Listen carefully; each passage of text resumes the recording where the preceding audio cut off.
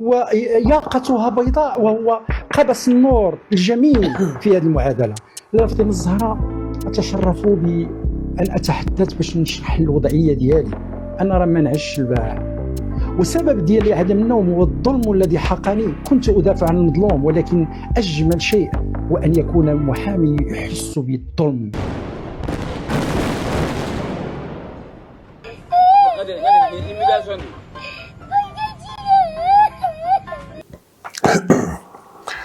السلام عليكم ورحمة الله تعالى وبركاته. كي دايرين الخوت بخيرين هانين؟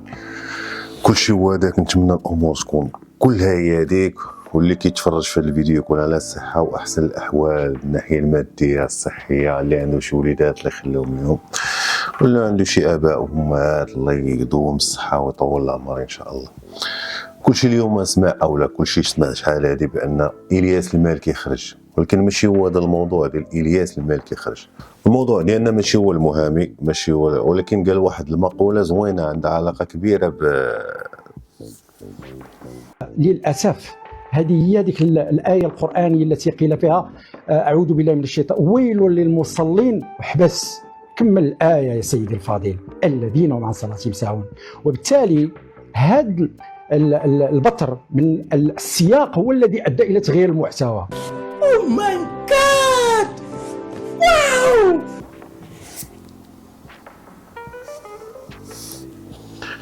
فضيحه، والله حتى فضيحه. هذه كتسمى خلوها المصريين فضيحه بقلاقل. المهم المحامي تلف، ما بقاش عارف، يعني تلفات لي الميزاجور، ما بقاش عارف راسو واش محامي ولا طبيب ولا استاذ ديال الماط ولا فقيه ولا مهندس. المهم وصلت المعلومه. كلشي كيعرف بان في المغرب القانون يعلى ولا يعلى عليه، يعني اي واحد دار شي حاجه كياخذ العقوبات ديالو، اي واحد ما دار حتى شي حاجه ما يعني راه ما دار حتى شي حاجه. اليوم من المغزى ديالنا من الفيديو هذا ماشي هاد التخربيق هذا كامل، اولا ماشي هاد الياس المالكي وهاد الشيء الخزعبيلات. المهم حنا ما بغيناش نطيحوا في ذاك الموضوع ديال انهم اي محاربه الفساد ومحاربه التفاهه، ولكن ما نحاربوش التفاهه والفساد بفساد كبر منه. هذا هو المبتغى. وكنتمنى من زعما من رجال القانون وداك الشيء يقولوا لنا شنو داروا مع هذا المحامي، ولا شنو هي القضيه ديالو مع الياس ولا مات الياس المالكي في هذه القضيه، واش كان ابتزاز بصح. حيت كيف سمعنا بان الياس المالكي خرج بكفاله ديال 15 مليون و10 شهور، يعني كيف كيقولوا، كيف كنا كنقولوا لها شحال هذه سورسي او لا شي حاجه.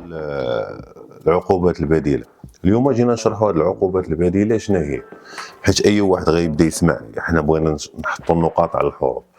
اي واحد غادي يبدا يسمع دابا هذه العقوبات البديله غيقول انا غادي نمشي ندير اللي بغيت، فهمتي كيف كيقولوا، ما عرفت كيف كيقولوا لها في ديتك في الشكار شي ولا ما عرفتش.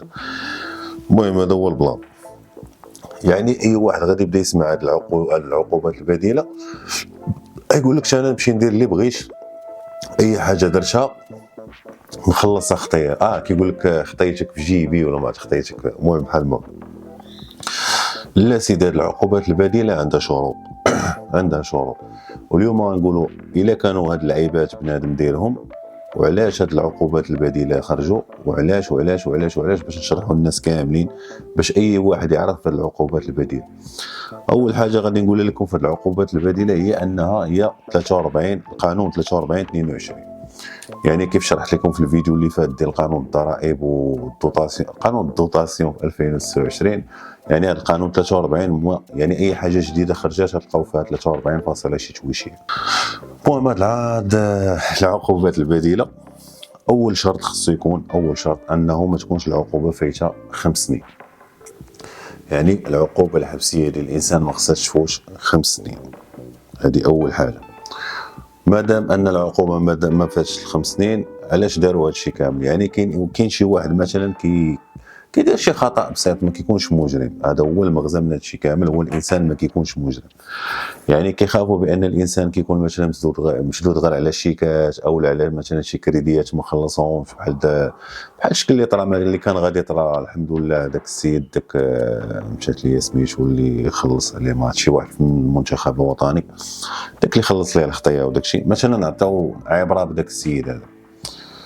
هذاك المذيع او هذاك المقدم او هذاك خينا يعني ماشي مجرم. ايماجين مثلا بحال دابا هذاك السيد دخل الحبس مثلا، ضرب واحد المده حبسيه، يعني غتولي عنده واحد العقليه اجراميه مادام غادي يبدا يتلاقى مع هذا ومع هذا ومع هذا، يعني بلا ما يحس كيبدا يشرب داك الشيء كامل. نبداو باول العقوبات اللي ما واخا يكونوا، يعني الا كانوا هاد العقوبات هادو ما كتكونش العقوبات البديله. عندك اول قضيه وهي قضيه امن الدوله، يعني اي قضيه عندها علاقه بامن الدوله او لا تسريب معلومات الدوله او لا اي لعيبه من بزاف الحوايج عندها علاقه بامن الدوله، في هذه القضيه هذه ما كايناش العقوبات البديله. ثاني حاجه وهي اختلاس المال العام او الخونه ديال المال العام. اي واحد حصلو كيشفر او لا كيسرق شي حاجه عندها علاقه بالمال العام، ماشي غير المال العام، راه بزاف. المهم اختلاس المال العام هادشي حيت درنا واحد البحث، اختلاس المال العام ما كيدخلش في العقوبات البديله، حيت كاينين شي حوايج بانهم ما خصهم واخا الا داروا ما خصهمش بهذوك العقوبات البديله، يعني ما كيمشيوش معاه في الاخر.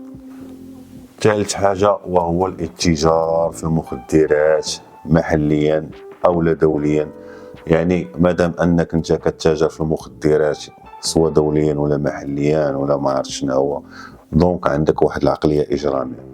اي واحد كيمشي مثلا يتاجر في المخدرات يعني بحال كلشي كيكون مسيني على الحبس، بحال هاد العبارات هادو، بحال مثلا بحال هاد العبارات. انسان كيكون مثلا عنده بعض العقوبات او لا بعض الافكار اجراميه، دونك مادام اي واحد غادي يتلاح التجار في المخدرات او لا ما عرفت شنو هو، يعني كيكون عنده واحد العقل اجرامي.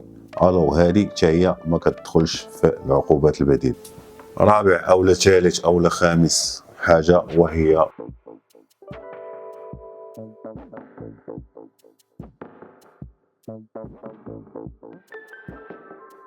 او الاتجار في الاعضاء البشريه، يعني هذه هي ما كتدخلش في العقوبات البديله. المغزى من هذه العقوبات البديله شنو هو؟ المغزى من هذه العقوبات البديله هو ان ولا دابا واحد الاكتظاظ كبير في السجون المغربيه او هذه، ولا واحد الاكتظاظ كبير، وكاينين شي وحدين مثلا كيف قلنا ما عندهمش عقليه اجراميه او لا ما عندهمش واحد الفن. اش من فن الله يهديك يوسف، اش من فن هادشي ولا فيه الفن. ما عندهمش واحد زعما واحد الفكره اجراميه بانهم في هذه البلاد هذه وداك الشيء، يعني ما غاديش يبقاو يصرفوا عليهم. هذه اول حاجه، ما غيبقاوش يصرفوا عليهم. يعني اش كيديروا لهم في هذه العقوبات البديله؟ كيخرجوهم مثلا على برا، كيحبسوا عليهم بحال اللي قلنا قبيله سورسي، وكيديروا لهم واحد السوار الكتروني. يعني داك السوار الالكتروني البليبار ديال الناس راه كيعرفوه، يعني خرج في اوروبا وخرج في سميتو، وكيف احنا غنشوفوا دابا حتى في السنغال نشوفوا عاماش خرج.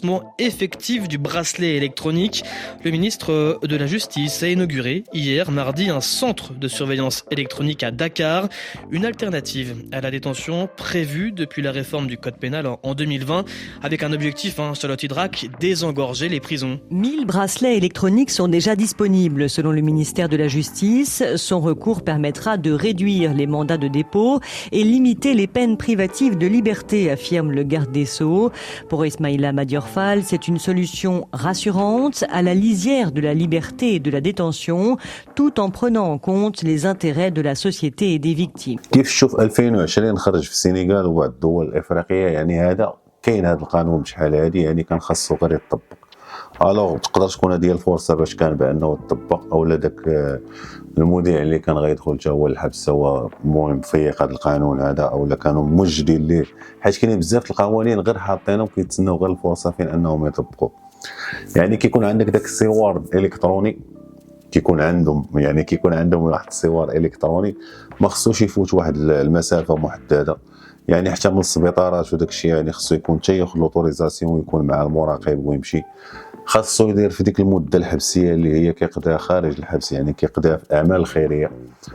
ومثلا ما دويناش على العقوبات الماليه او لا شحال خصك تخلص في الخطيه ديالك. العقوبات الماليه كتراوح ما بين 100 درهم حتى ل 2000 درهم، يعني من 100 درهم حتى ل 2000 درهم على حسب داكشي اللي درتي نتايا، او على حسب داكشي اللي دار داك الشخص اللي رولا او اي حاجه. يعني بحال هاد المعلومات هادو كنقولوهم غير باش بنادم ما ياخذش ديك الفكره ديال ان العقوبات البديله انا نمشي ندير اي حاجه اي حاجه بغيت رشقات لي عليها نخلص ساختيه ونخرج. لا، ما كاينش هادشي. وفيما كدوز مثلا داك المده اللي كتخدمها على برا، يعني فاش خصك تخدم بعدا؟ خاصك تخدم مثلا في شي حاجه اللي عندها مصلحه ديال الدوله او لا مصلحه خيريه او لا شي منفعه الناس او لا شي حاجه. مرافق من المخزن ولا من البوليس او من الحكومه ولا ماشي من الحكومه. يعني هذا هو البلان ديال القانون البديل. وكيف شفنا ان ذاك المحامي تا هو الله يهدي ما خلق، يعني كيقول لك بانني راه هذا الفيديو قطعت فيه بزاف الحوايج كنت باغي ندوي عليه وديطاييت، بانه كيقول لك ما قلتش وما فعلتش، هي اللي قالت عيطوا لي بالليل عيطوا لي بالنهار. هذه كيف شفتوا بان الياس المالكي خلص 15 مليون يعني في هذه العقوبات البديله، وتحكم عليه سورسي والاعمال الخيريه على برا ومقابل كل نهار 500 درهم. سهله ماهله، يعني ما كاينه لا 80 مليون لا 90 مليون لا 150 مليون. هادشي اللي خارج على بزاف ديال الناس هنايا انهم كيستغلوا الضعف او كيستغلوا الجهل ديال الناس، وهذه والله يهدي ما خلق. والاولى والاخرى ديما كنقولوها، لا اله الا الله محمد رسول الله وعاش الملك، وتحياتي لكم من المنبر. تشاو.